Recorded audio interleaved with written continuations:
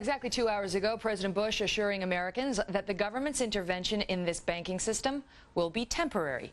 Joining me now is someone who has been opposed to the $700 billion rescue plan from the start, and that's New Jersey Congressman Scott Garrett. Good morning, Congressman. It's good to be with you this morning. It's great to have you.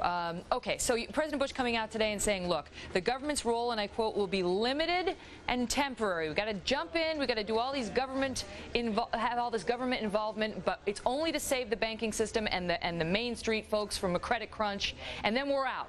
Do you buy it, and will it work? Well, hopefully there'll be just one more expansion of it, and that will be a bailout for yourself there, so you can get the $800 for your car repairs at the end of the day. No, I'm just kidding.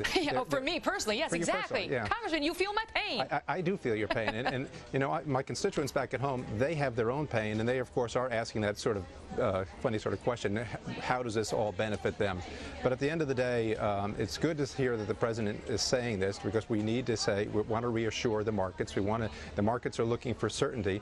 But part of the problem, I think, what you've seen in all of this over the last 2 weeks or 3 weeks or so that's been going on, you haven't had the certainty. Why? Because the government is coming in every other day with a new plan, to their credit, thinking outside of the box, and the market is basically saying, I'm going to sit on the sidelines a little bit until we find out, is this really the last and final bailout? And here we are right now. I guess it is the final bailout, because right now the federal government is going to insure just about everything in the financial markets. Can I ask you while I have you, Congressman, about this ACORN thing? Because sure. I know you didn't want that in the bill, the money. There was some money that was going to go to a slush fund and it was going to get funneled to ACORN. That got taken out of the rescue bill. But we get emails from folks all the time who are still really ticked off about the fact that federal money is going to ACORN now, thanks to prior legislation that's passed by the U.S. Congress. What, if anything, can be done about that? Well, we brought this up for months and months and months and months, and actually, you know, the bailout bill that passed in July of this year basically sets up this housing slush fund, and we raised the issue back then because it doesn't have the word ACORN in it anywhere, and Barney Frank will say, well, don't worry about it, there's no federal dollars going to it because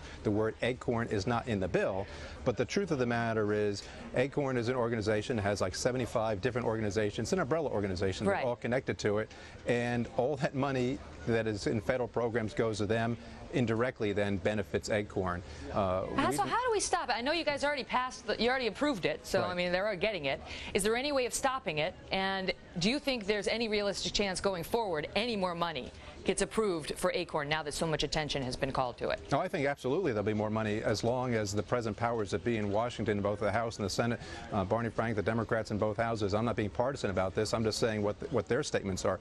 They have always denied that there's any money going there. They've been denied that these bills do anything for them.